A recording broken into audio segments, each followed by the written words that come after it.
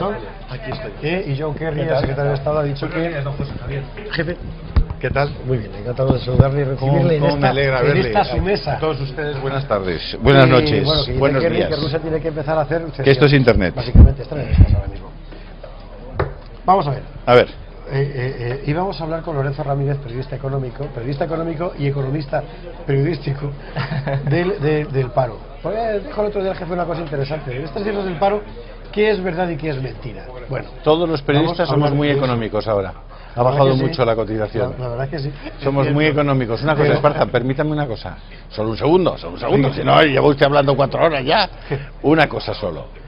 Propuestas@intereconomia.com. Sí. Me gustaría que la gente nos dijera, y así yo los voy recibiendo aquí los correos directamente, ¿qué les parece que hayan soltado a Santi Potros? ¿Santi Potros había matado a cuántos? Mínimo 21 por Hipercor. 21 muertos, demás, 21 claro. Asesinatos. Lo han soltado esta mañana, ¿no? Sí. Y contar y explicar muy bien todo, bueno, que la gente, si se ha informado y se ha documentado, que nos cuenten cosas. Fenomenal. ¿No?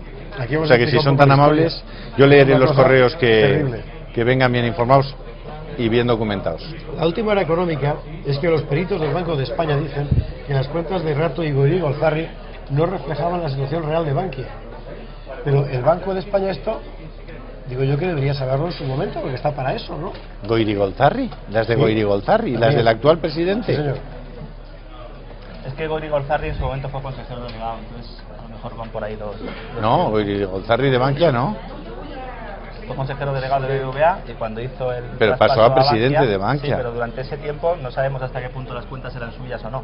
Habría que mirar qué trimestre es el adecuado. Una pregunta, usted ha venido aquí para explicarnos lo de los datos del desempleo, porque no éramos capaces, bueno, como aquí siempre vivimos del titular, sí. Pues decíamos, hombre, vamos a hacer algo que es lo que creo que debemos hacer los periodistas, ¿no? y los medios de información, que es explicarle a la gente las cosas para que tengan una disección del... La economía en principio además está diseñada para que la gente no la comprenda y de ahí los poderes públicos en la mayoría de las ocasiones y las grandes empresas lo que hacen es aprovecharse del ciudadano.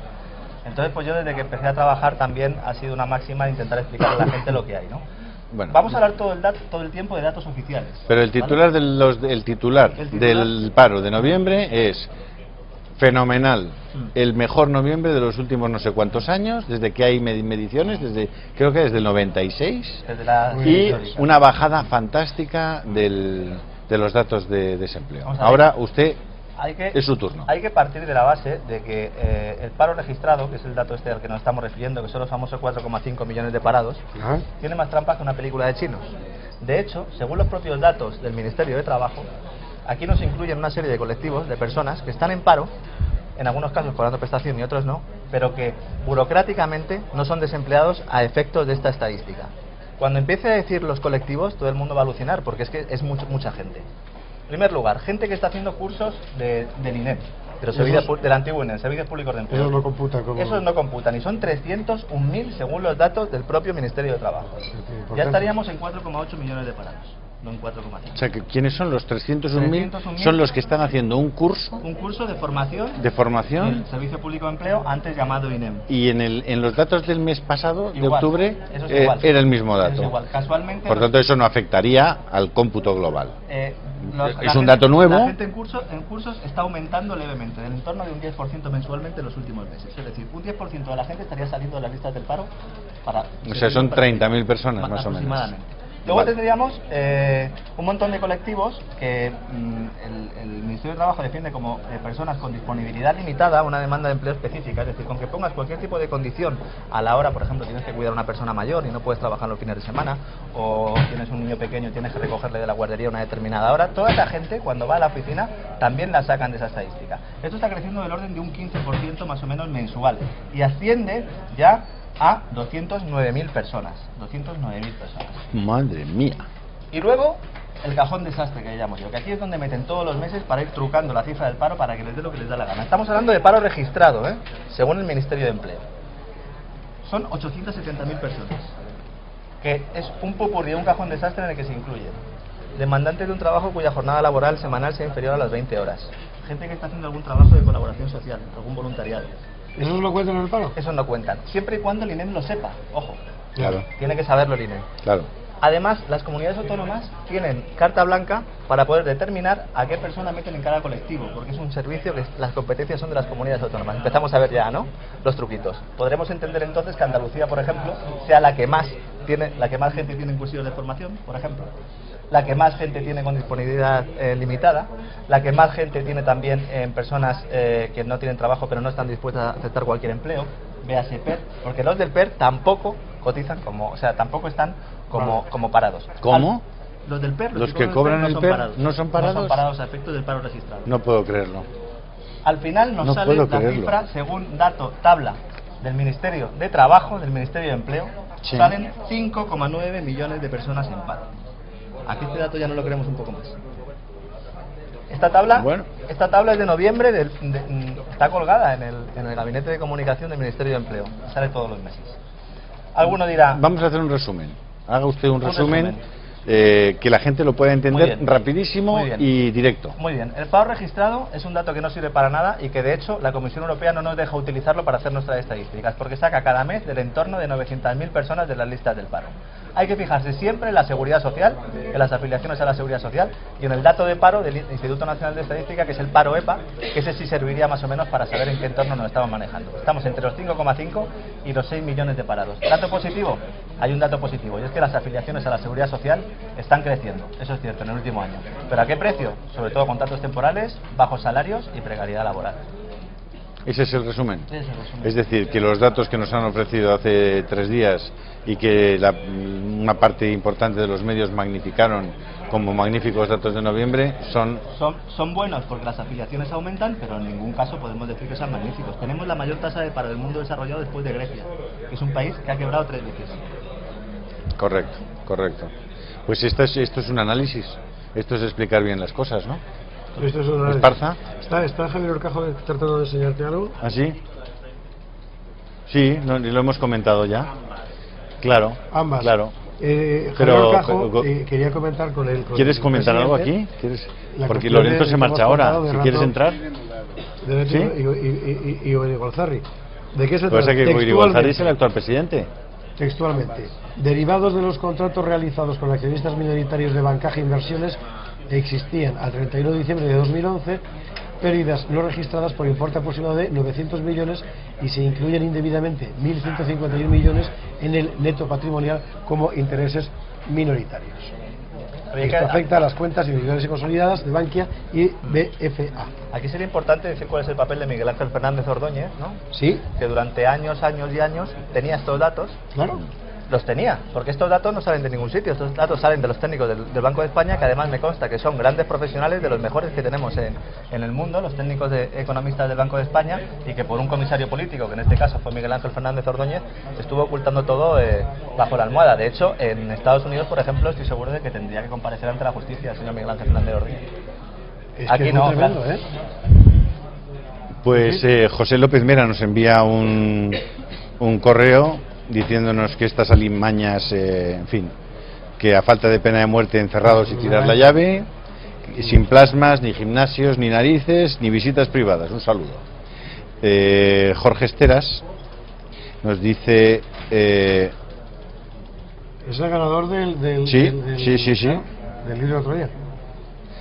Buenos días, me parece una burrada, no comment, porque si me manifiesto al respecto me van a tachar de agresivo. Saludos, la gente pues está indignada, ¿no? Con eso. Muy duro y muy triste. Se ha perdido en el Mediterráneo una patera que partió de Marruecos con 48 adultos y 9 menores y no se sabe dónde está. Está buscando el salvamento marítimo. Qué mala pinta tiene ese asunto. En fin, qué barbaridad. No son días, ¿verdad, Esparza, que los que nos dedicamos a este negocio de la información, supongo que como todos ustedes, estamos sintiendo que este noviembre y este diciembre están siendo tristes y penosos y desesperanzadores para el conjunto de la sociedad española? Lo de hoy de la excarcelación de los etarras es algo absolutamente... Claro, la gente prefiere cerrar los ojos porque es mejor vivir así, ¿no? Ojos que no ven, corazón que no siente. Pero es objetivamente, no es que sea escandaloso, es que es desolador. O sea, es la imagen misma de la rendición, de la claudicación, ¿no? A la calle esta gente. Es impresionante. Y eso sí, todo el mundo hablando del Atleti. No, Y de lo que se ha perdone. peleado con el Mientras Depor, el Centro Nacional de Inteligencia se querella contra un niño de 20 años. Sí. Se querella el Centro Nacional de Inteligencia. ¿Y quién del Centro Nacional de Inteligencia se querella y por qué? Eso lo tendrán que explicar. Sí, dice que por su plantación de personalidad, ¿no? Pero Por haberse hecho pasar por. en vez de querellarse, que haga una denuncia. ¿Pero cómo se va a querellar el CNI contra un particular? La verdad. Ah, amigo. Claro. Pero el tema de Nicolás es una cosa. Yo ya no me río, porque antes me hacía una cierta gracia, pero me parece que un chaval de 20 años pueda poner patas arriba a las instituciones más importantes del Estado. Según más hay informaciones, además más. Me parece que han llegado a un acuerdo ya Rajoy y los agentes sociales, es lo que se llama así, por el asunto de la asignación a los parados. Sí, con de larga cargas duración, ¿verdad? familiares. 400 euros he leído. Al final la batalla ahí estaba en saber si se iba a mantener hasta que la tasa de paro se redujera al 20%, Ya. o si iba a ser una ayuda dedicada a comprar votos para las próximas elecciones generales. Vamos a ver, que se trata de una medida electoralista, no cabe la menor duda. Eso descartado eso, que ya resulta, bueno, como los políticos funcionan así, pues. Pero la pregunta es, hay que destinar ahora 2.500 millones de euros a esa subvención. No habrá ningún español de bien que diga que no hay que ayudar a una persona que lo está pasando mal, que tiene 50 años, que no tiene ninguna expectativa de encontrar un trabajo. Nadie va a oponerse a eso, nadie. Como siempre decimos, ¿no? Universal y la educación universal y gratuita, por supuesto. Ayudas, no es 400, si se pudiera dar 1.000. Vale. Dicho eso, relación de gastos de este país. ¿Cuánto nos vamos a gastar en helicópteros en defensa el año que viene? ¿Cuánto? Usted lo sabe, que es economista. ¿Usted nos puede contar mañana o pasado o la semana que viene qué alternativas, qué partidas de gasto se podrían suprimir sin que pasara absolutamente nada, sin necesitar subir los impuestos al resto de los españoles, y que con ese dinero se pudiera no dar 400 sino dar 1.000 a las personas y si tiene dos hijos pequeños, 1.500? ¿Sabes cuánto dinero se destinan a cursos de formación de estos de los que hablábamos antes, que sirven casi exclusivamente, porque ojalá sirvieran para otra cosa, para sacar a parados de las listas? ¿Cuánto? 1.000 millones de euros al año. Que además los gestionan la patronal y los sindicatos. Esos son los. Y que además nos los da Europa. 1.000 millones de euros, Esparza. En los años buenos de la economía eran 3.000. ¿Sabes qué porcentaje del presupuesto autonómico representan, sin contar Cataluña, los gastos de personal? El 40%. El 40%. El 40% de las comunidades autónomas. Sin contar Cataluña, el total de presupuestos de las comunidades autónomas son 125.266 millones de euros. Hay dos clases de españoles, Esparza. Los que podemos ser despedidos y los que no pueden ser despedidos. Fijaos, ¿usted lo sabe eso? Fijaos en esa línea. Nosotros podemos ser despedidos. Sí, hay un dato muy interesante. Según las afiliaciones a la Seguridad Social, hay 17 millones de afiliados cotizando. Sí. Bien. Hay 3 millones de empleados públicos, funcionarios enchufados. Que cotizan a la Seguridad Social. Cotizan a la Seguridad Social. Si sacáramos esos 3 millones... Serían 14. Sí, bueno, 16, serían 13. Serían 13. Si eran 17, 14. Tenemos un sector privado que está mantenido con 13 millones de trabajadores, en un país que somos 45 millones. No hace falta ser economista para darse cuenta de que los números es imposible que salgan. Que nos salen. Nos gastamos al año en prestaciones por desempleo, hemos hablado de los 1.500 millones, nos gastamos 30.000. Pero es que España, todos los años, imagínense todos la familia, imagínense si esto sería sostenible. Ustedes, durante el mes, se gastan todo lo que tienen. Y encima piden prestado un 10% más. Y eso lo hacen todos los meses. Eso es lo que está haciendo España. Todo eso es lo que podía haber cambiado este gobierno con la mayoría absoluta. Pero para ser pedagógicos, Esparza, que yo creo que eso nuestros espectadores lo agradecen mucho. Vamos a contarles qué partidas hay en el presupuesto del año que viene que se podrían suprimir sin que pasara absolutamente nada. Por ejemplo, imagínese que no pagáramos los abortos. Por ejemplo, el que quiera abortar, pues que se lo pague. Imagínese que no pagamos la píldora del día después. El que se la quiera tomar, que se la pague. Imagínese que no queremos pagar los helicópteros del Ministerio de Defensa. El que quiera comprar un helicóptero, pues que se lo compre. Pero nosotros no necesitamos helicópteros. Imagínese usted que empezamos a permitir que se jubilen los funcionarios y que no se repongan, porque hay más funcionarios de los que este país puede satisfacer.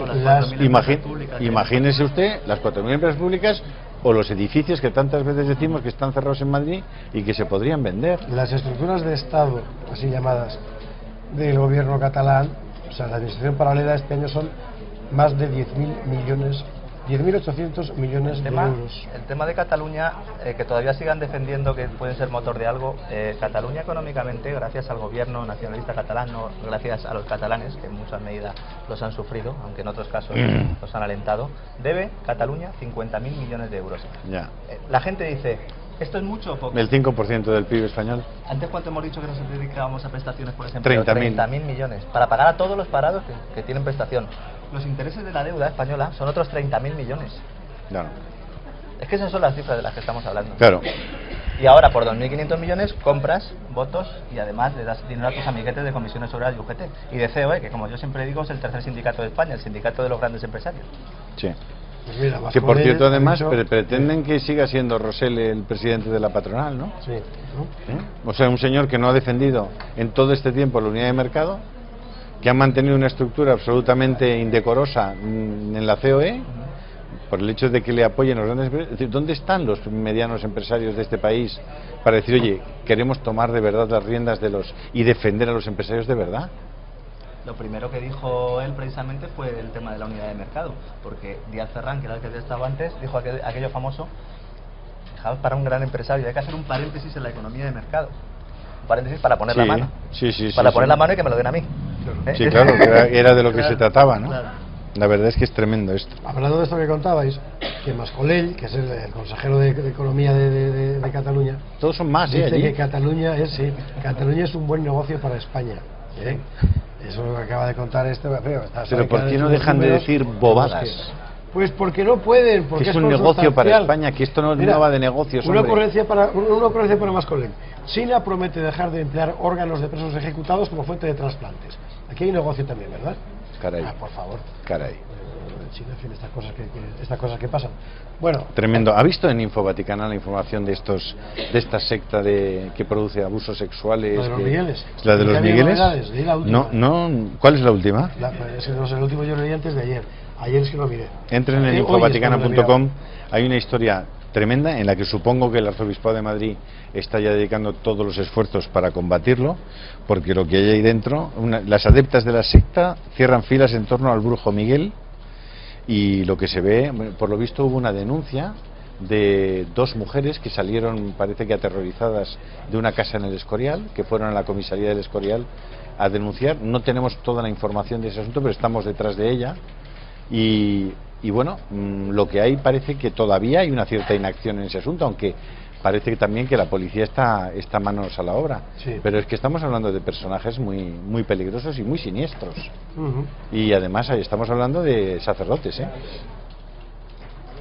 Es decir, unas personas que salieron expulsados de las diócesis de Tuy y Vigo y que fueron recogidos por quien en ese momento tenía el poder en la diócesis de Madrid. Es decir, que hay cosas que resultan enormemente sorprendentes, y yo en la línea del Papa Francisco, a la que me adhiero al 100%, creo que tienen que poner transparencia en ese asunto a toda velocidad, porque hay víctimas. Si no hubiera víctimas, pero es que hay víctimas, y víctimas inocentes, que son niños y niñas que están siendo captados por esa secta, ¿no? Les recomiendo que lean la información y no dejen de pasarla en infovaticana.com. ¿Sabes que Y, por cierto, no hemos apelado hoy a que se den de alta en el Club de Amigos. No. Bueno, tienen aquí puesto la banda. Por favor, sigan, porque ayer tuvimos muchas nuevas altas de Barcelona. Mira qué bien. Y también de Murcia y de Galicia. O sea que se lo agradezco muchísimo. ¿Sabes que el lobby estaba omnipresente, o era omnipresente, en la toma de posesión de Alonso como ministro de Sanidad? El farmacéutico. Sí. Pero si vamos a ver, que aquí les contamos lo que hay. Vamos a ver, el Ministerio de Sanidad no tiene prácticamente competencias. Usted de esto sabe, ¿no? ¿Usted me lo corrobora? Don Lorenzo lo corrobora. Sí, no tiene competencias, pero tiene una, que es la Agencia del Medicamento. Y repartir también. ¿No? Bien. ¿A quién le interesa eso? Pues a los lobbies farmacéuticos, que pueden colocar un medicamento, manipular los precios, pasar de los genéricos a los no sé qué, aprobar una molécula. José Blanco y el caso de Ribo, bueno, y unos fármacos que se iban a vender. Sí, señor, sí, señor. De Cofares, ¿no? A través de Andorra. Sí, sí, sí. Pues... Nunca más se habló de eso. Eso se tapó extraordinariamente. Pero ese tema es un tema delicadísimo y fortísimo. Porque, por ejemplo, ¿dónde está el lobby detrás de la vacuna del papiloma humano?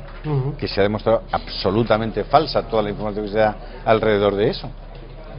Lo que pasó con la vacuna de la gripe A hace 3 años. Algunos de los que se forraron con eso fueron Al Gore, por ejemplo. Por ejemplo.